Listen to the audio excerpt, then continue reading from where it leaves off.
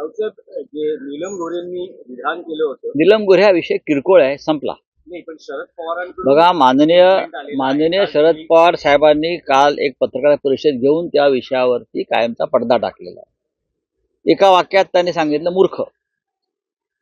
मूर्ख रामदास समर्थ रामदासांनी जी मूर्खांची 10 लक्षणं सांगितलेली आहेत, समर्थ रामदासांनी मूर्खांची जी 10 लक्षणं सांगितलेली आहेत, ही सर्व लक्षणं एकनाथ शिंदे यांच्याबरोबर जे लोक आहेत त्यांच्यात दिसतात, त्यात या बाई आहेत. आणि काल माननीय पवार साहेबांनी सांगितले मूर्खच आहेत हे लोक. आता मूर्खांकडून दुसरी का अपेक्षा करायची? सगळे भ्रष्ट, ज्यांच्यावरती आरोप होते पण त्यांचे गुन्हे उद्योजींनी पोटात घातले, अनेकदा पोटात घातले. एकनाथ शिंदेसह सगळ्यांचे गुन्हे उद्धव ठाकरे साहेबांनी पोटात घातले आणि आम्ही त्याच्यावरती अनेकदा त्यांना सांगायचो की कधीतरी आपल्याला त्रास होईल. हे सगळे लोक एकनाथ शिंदेबरोबर आहेत, हे सगळे. आणि हे त्यांच्या अशा मग त्या विकृत अवस्थेमध्ये अशी वक्तव्य करतात. या प्रत्येकाला माननीय उद्धव ठाकरे साहेबांनी, त्यांच्या आधी माननीय बाळासाहेबांनी भरभरून दिलेलं आहे, भरभरून दिलं. त्यात आम्ही सुद्धा आहोत, सगळे आम्ही कृतज्ञ आहोत. आता तुम्ही गेलात ना, मग तुमचं का असं तिकडे काम करत राहा.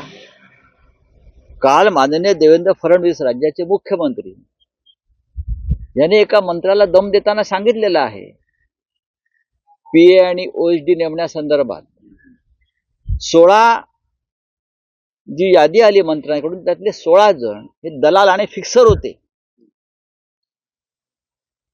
16 जण दलाल आणि फिक्सर होते. माझं मुख्यमंत्र्यांना किंवा राज्याच्या मुख्य सचिवांना आव्हान आहे, कोणत्या मंत्र्याने आपला ओएसडी किंवा पीए म्हणून अशा फिक्सरची नावं पाठवली ती तुम्ही जाहीर करा. महाराष्ट्राच्या हितासाठी, in the interest of state, in the interest of public, की हे कोण फिक्सर आहेत. आणि या फिक्सर किंवा दलाल पीए यांची जी नावं पाठवली, माझ्या माहितीप्रमाणे हे सर्व मंत्री हे शिंदे गटाचे आहेत, म्हणजे अमित शहाच्या पक्षाचे आहेत, हे त्यांच्याच पक्षाचे आहेत. शिंदेचा पक्ष हा अमित शहाचा पक्ष आहे. हे सगळे फिक्सरची जी नावं आहेत ही शिंदे गटाकडून, मंत्र्यांकडून गेलेली सगळं.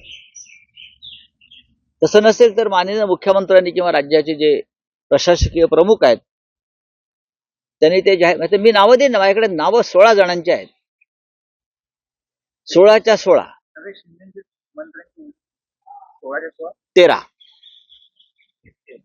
13 शिंद्यांचे आहेत आणि उरलेले जे आहेत ते अजित पवार गटात. आता मी मागे म्हणलं की अजित पवार जे आहेत यांना त्यांच्या मर्यादा माहिती आहेत. मुख्यमंत्र्यांच्या जे अधिकार आहेत त्याचं ते पालन करतात. अजित पवार हे पाप धुवायला प्रयागराजला गेले नाहीत. त्यांना माहिती आहे महाराष्ट्रामध्ये सुद्धा अनेक पवित्र नद्या, तीर्थस्थळं आहेत.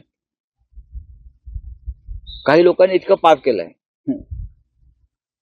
गेल्या 2.5 वर्षात त्या पापाचा कडेलोट झाला आणि ते मग गेले.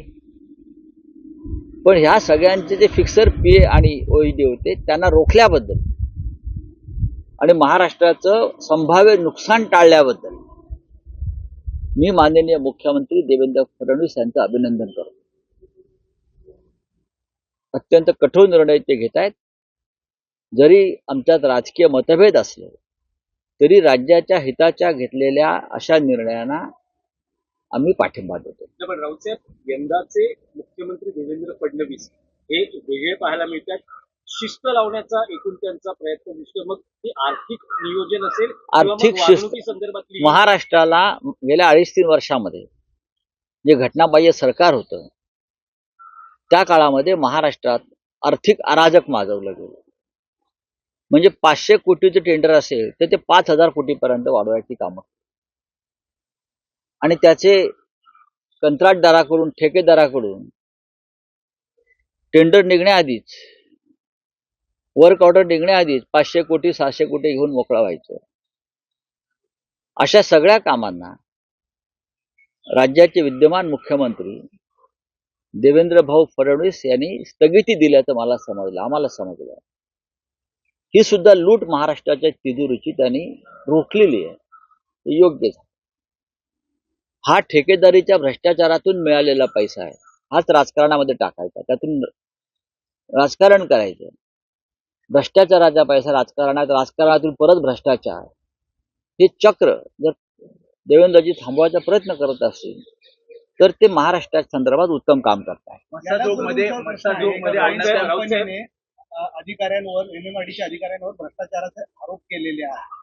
फ्रेंच इंजिनिअरिंग कंपनी एमएमआरडीचे महत्वाचे प्रोजेक्ट हे आम्ही वारंवार सांगतो आहोत ना. एमएमआरडी मध्ये काय चाललंय, MSSRDC मध्ये काय चाललंय, MIDC मध्ये काय चाललंय, शिक्षण खात्यात काय चाललंय, सामाजिक न्याय खात्यात बरं का गोरगरिबांची मुलं आहेत तिथे काय चाललंय. एक दिवस धाडी घातल्या, पुढे काय, पुढे मी सांगेन काय आहे ते, आम्ही सांगू. आमचे विधानसभेत अधिवेशनात लोक सांगतील काय चाललंय कुठे ते. आणि स्विस कंपनीने जो आरोप केलेला आहे तो 100% सत्य आहे, 100% सत्य आहे. राऊत साहेब, एक विषय होता की काल पवार साहेबांना विचारण्यात आलं होतं धनंजय मुंडे आणि कोकाटेंच्या राजीनाम्याबद्दल नैतिकतेच्या आधारावर त्यांनी राजीनामा द्यावा का. तर त्यांचं असं विधान होतं की नैतिकतेचा आणि या मंत्र्यांचा मी आहे का, असं आहे संबंध असेल तर यांनी पदावरून दूर व्हायला. बघा, या सरकारच्या आसपास नैतिकता फिरत नाही असं मी बोललो. मी जेव्हा म्हणतो की भारतीय जनता पक्षाच्या आसपास नैतिकता फिरत नाही, घाबरते फिरायला, याचा अर्थ असा आहे की जे सरकार त्यांच्या नेतृत्वाखाली सुरू आहे त्या सरकारच्या आसपास नैतिकता बरं का कुठे फिरताना तुम्हाला दिसणार नाही. नैतिकता, प्रतिष्ठा, स्वाभिमान अजिबात नाही. आत्मसन्मानाची गोष्ट पवार साहेबांनी केलेली आहे. या सरकारला कोणताच आत्मसन्मान नाही. आणि सरकारमध्ये जे मंत्री आहेत ज्यांच्यावर भ्रष्टाचाराचे, खुनाचे आरोप आहेत त्यांच्याकडे ते असण्याची शक्यताच नाही. राऊत, आज सुप्रीम कोर्टात महापालिका निवडणुकांसंदर्भात सुप्रीम सुनावणी आहे. तुम्हाला असं वाटतं आज तरी काही हे सुप्रीम शब्द आपण अनेक वर्ष ऐकतो आहोत. सुप्रीम सुनावणी, सुप्रीम सुनावणी. आमच्या 40 आमदारांच्या संदर्भात सुद्धा सुप्रीम सुनावणी, आमच्या पक्षाचं नाव चिन्हाबाबत सुद्धा सुप्रीम सुनावणी, बरं का. पण ही सुप्रीम सुनावणी न करताच मुख्य न्यायाधीश पळून गेले, रिटायर झाले, निवृत्त झाले. आता कुठे जातात, काय करणार, त्यांना कोणतं पद सरकारमध्ये मिळतंय की लंडनला जाऊन स्थायिक होत आहेत, पाहावं लागेल. तुम्हाला काय वाटतं उन्हाळ्यात पुढील निवडणुका महापालिकेच्या आज तरी होऊ शकेल का सुनावणी? कारण मला असं वाटत नाही. सुनावणीवर भवितव्य आहे. नाही, न्यायालयावरती राजकीय निर्णयाबाबत आमचा विश्वासच राहिलेला नाही. राजकीय जे निर्णय आहेत अशा पद्धतीचे आमदारांच्या अपात्रतेसंदर्भात, महापालिकांच्या निवडणुकांसंदर्भात हे राजकीय दबावाखालीच, सरकारच्या दबावाखालीच घेतले जातात. ह्याच्यावरती आता आमचा ठाम विश्वास आहे. मसाजोग मध्ये अन्नत्याग आंदोलन आजपासून गावकऱ्यांनी सुरू केले. उद्धव ठाकरे किंवा आपण जाणार आहात? नाही, आम्ही काय करतोय की आम्हाला या सगळ्या गोष्टीचं किंवा कुटुंबांच्या अश्रूचं राजकारण करायचं नाही. आमच्या पक्षामध्ये वारंवार किंबहुना रोजच संतोष देशमुख आणि सूर्यवंशी यांच्या हत्येवर आणि त्यांच्या कुटुंबावर चर्चा होते. आम्ही विधानसभेत असू, आपल्या माध्यमातून आमचे विषय मांडतो आहोत. आम्ही तिथे गेल्याने तपासाला किंवा एकंदरीत सामाजिक जो काय सलोखा तिथे आम्ही राखण्याचा प्रयत्न करतोय तर त्याच्यामध्ये कुठे बिघाड होऊ नये असं आमचं सगळ्यांचं म्हणणं आहे. आमची तयारी आहे जाण्याची. उद्धव ठाकरे साहेबांची जायची तयारी आहे. कुटुंबावरती आमच्या संवेदना आहेत देशमुख कुटुंबाविषयी.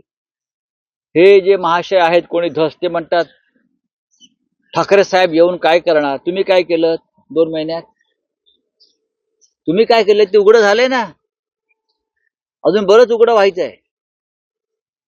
आम्ही पाहतोय विधानसभेच्या अधिवेशनात काय होत आहे. आजही मला असं वाटतं देवेंद्र फडणवीस हे अत्यंत संवेदनशील रीतीनं या सगळ्या विषयाकडे पाहतायत. धनंजय मुंडे जरी त्यांचे मित्र असले युवा मोर्चाच्या काळापासून, तरी कायदा सगळ्यांसाठी समान आहे हे जे तत्व ते नेहमी सांगत असतात. तर अशा प्रकारे ते समान कायद्याचं तत्व आम्हाला दाखवतील. साहेब, शिवसैनिकांशी असलेला कनेक्ट अजून दृढ करण्यासाठी शिवसेनेचे नेते एकत्रितपणे राज्यव्यापी दौरा करतायत. तसंच महापालिका निवडणुकांसाठी विभागनिहाय मेळावे आयोजित केले जाणार आहेत. काय नेमकी आखणी केली गेली? 2 तारखेला शिवसेनेचे सर्व प्रमुख नेते हे ठाण्याचा दौरा करणार आहेत. ठाण्याचा सुरुवात ठाण्यापासून होते, हे खरं आहे. आणि आतापर्यंत प्रत्येक जे नेते होते आपापला नेमून दिलेल्या विभागात काम करत होते, अजूनही करतो आहोत. नेत्यांनी असं ठरवलं उद्धवजींच्या संमतीनं की काही महाराष्ट्रातले भाग असे आहेत जिथे सर्व नेत्यांनी, प्रमुख नेत्यांनी एकत्र दौरा करावा आणि शिवसैनिकांशी संवाद जो आहे तो निर्माण करावा, संवाद करावा, त्यांचे विषय समजून घ्यावे, जागेवर जाऊन पदाधिकाऱ्यांना भेटावं. हा एक आमचा नक्कीच कार्यक्रम ठरलेला आहे आणि त्यानुसार आम्ही 2 तारखेला ठाणे दौऱ्यावर जातो. सगळे शिवसेनेचे नेते, नाही नेते, उद्धव ठाकरे साहेबांचा दौरा आम्ही नंतर ठरवू. मग पालघरला जाऊ, मग कोकणात जाऊ. सध्या आमची त्या दिशेने आम्ही चर्चा करतो. आता आज मंगळवार आहे. शिवसेनेचे सर्व नेते हे मंगळवारी एकत्र भेटतील असं आमचं ठरलेलं आहे शिवसेना भवनामध्ये. तर चालू आहे. विभागनिहाय मेळावे मुंबईत होतात त्या मुंबईत विभागीय मेळावे पूर्वी शिवसेनेचे होत होते, विभागीय शिबिर. त्याची सुरुवात मुंबईपासून आम्ही करतो आहोत. 9 मार्च रोजी ईशान्य मुंबईचा विभागीय मेळावा आधी होईल कालिदास सभागृहात मुलुंडला. तो जोरदार होईल आणि माननीय उद्धव ठाकरे, माननीय आदित्य ठाकरे, सर्व शिवसेनेचे नेते, पदाधिकारी या भागातले, उपशाखा प्रमुख पदापासून ते सगळे पुढले हे त्या विभागीय शिबिराला उपस्थित राहतील. दिवसभराचं शिबिर आहे. अशा प्रकारची शिबिरं मग मुंबई, ठाण्यामध्ये, महाराष्ट्रातल्या अनेक जिल्ह्यांमध्ये करण्याची योजना आहे. साहेब, एक प्रश्न आहे, कदाचित तुम्ही म्हणाल की वारंवार हा प्रश्न विचारला जातो, पण अलीकडे असं दिसून येत आहे की अनेक कौटुंबिक सोहळ्यांमध्ये राज ठाकरे, उद्धव ठाकरे एकत्र दिसतात आणि त्यांचे जे चाहते किंवा त्यांचे जे कार्यकर्ते आहेत त्यांच्यात साहजिकच एक आनंद निर्माण होतो आणि अनेकदा म्हटलं जातं की हे 2 भाऊ एकत्र येतील. आम्हाला सुद्धा आनंदच होतो 2 भाऊ एकत्र आल्यावर. आम्हाला पण आनंदच होतो ना. अशा त्यांच्या भेटी वारंवार घडाव्यात आणि लोकांच्या मनातला संभ्रम दूर व्हावा, एवढंच मी सांगेन. शेवटी भाऊ आहेत, कुटुंब आहेत, लहानपणापासून जन्मापासून 2 भाऊ एकत्र आहेत. ते जर भेटत राहिले तर त्याचा एक सकारात्मक ऊर्जा बाहेर येते. ही सकारात्मक ऊर्जा राजकीय ज्याला आपण पॉझिटिव्ह एनर्जी म्हणतो, ती आली की लोकांना जरा बरं वाटतं ना. शेवटी ठाकरे आहेत. कोणी किती उड्या मारल्या तरी ठाकरे हे ठाकरे आहेत, लक्षात घ्या. आणि अमित शहा आणि मोदी यांनी ठरवलेलं आहे की महाराष्ट्रातून ठाकरे नाव किंवा ठाकरे ब्रँड हा संपवायचा. हे अमित शहांचं एक स्वप्न आहे आणि ते स्वप्न साकार करण्यासाठी एकनाथ शिंदे आणि त्यांचे 40 चोर हे त्यांचा एक पक्ष स्थापन झाला. पण तरीही ठाकरे ब्रँड हा असा सहज कोणाला, अमित शहांसारख्या नेत्यांना मिटवता येणार नाही. तुमच्या हातामध्ये न्यायालय, चुनाव आयोग वगैरे काय असलं तरी ठाकरे हे मी परत सांगतो, ठाकरे. असं म्हटलं जातं की 2 भावांना एकत्र आणण्याचं कौशल्य जर आता कोणामध्ये असेल तर ते संजय राऊतांमध्ये, कारण ते दोघांचेही मित्र राहिले. प्रश्न मित्र असण्याचा नाहीये. प्रश्न आता हा तो राजकीय आहे आणि आमच्यामध्ये व्यक्तिशः जी नाती आहेत, भावांचं नातं असेल, मित्रत्वाचं नातं असेल, त्याच्यामध्ये आमच्यामध्ये कुठे वाद नाहीये. महाराष्ट्राच्या शत्रूशी कोणी हात मिळवणी करू नये ही आमची भूमिका.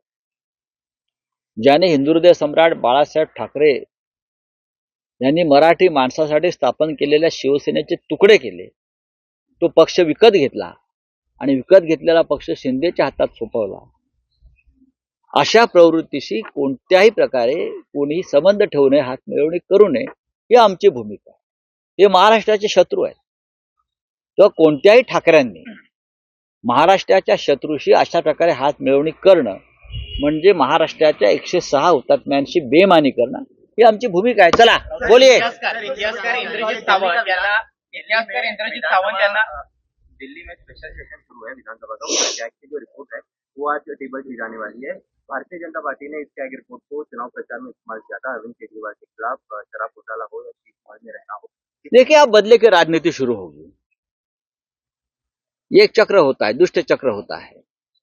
जब कोई सरकार जाती है और नहीं आती है तो पहले वाले सरकार की जो खामियां होती है, जो काम किया होता है, चाहे अच्छा हो बुरा हो, उसकी जांच लगाओ, उनको आरोप करो, उनको फिरो, ये होता है, ये होता रहेगा।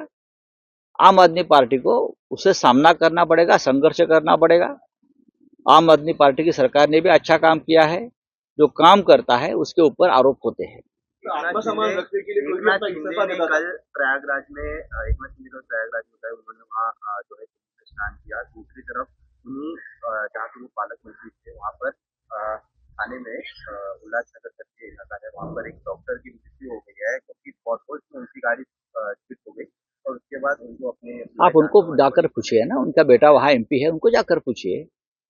आप जो बोलते हैं ना कि मैं ऐसा काम किया, मैंने इतना काम किया, मैं बहुत बड़ा विकास पुरुष हूँ, तो आप जाकर उनका बेटा वहाँ एमपी है, उनकी सरकार है, ये सवाल उनसे पूछिए। बार बार वहाँ इस प्रकार की हत्याएं, एक्सीडेंट क्यों हो रहे हैं, लोग क्यों मरे जा रहे हैं। कल एक वहाँ जनता दरबार हो गया गणेश नाइक जी का, वो भी मंत्री है, उनसे जाकर पूछिए। ये सवाल आप हमसे पूछते हो, कभी जाकर ये सवाल आप सरकार के मंत्रियों को पूछिए। तो आत्मसम्मान रखने के थाने लिए जो है अपना इस्तीफा देना जरूरी है। आत्मसम्मान की बात और नैतिकता की बात इस सरकार के साथ नहीं जुड़ी। ये सरकार के आसपास नैतिकता और आत्मसम्मान शब्द आते नहीं, आसपास टहलते नहीं, तो उनसे आप नैतिकता और आत्मसम्मान की बात क्या करेंगे। जिनके ऊपर हत्या और भ्रष्टाचार के घृणास्पद आरोप है, एविडेंस है, हाँ, और जिनकी हत्याएं हुई है, उनके बच्चे न्याय के लिए आज भी सड़क पर बैठे हैं, लेकिन जिस मंत्री के ऊपर आरोप है वो कैबिनेट में जाकर बैठा है खुलेआम, तो कौन सी नैतिकता है। सुप्रीम कोर्ट का आज बनता इलेक्शन को लेकर सुनवाई की आप देखेंगे, हमें तो कोई अपेक्षा नहीं है, ये राजनीतिक निर्णय होते हैं। चलिए, सर महाराष्ट्र और कर्नाटक देश विदेशातील प्रत्येक घडामोडींचे लाईव्ह अपडेट मिळवण्यासाठी आता साम टीव्हीच्या सर्व सोशल मीडिया प्लॅटफॉर्मला लाईक, फॉलो आणि सबस्क्राईब करा। तसंच सर्व नोटिफिकेशनसाठी बेल आयकॉन प्रेस करायला विसरू नका।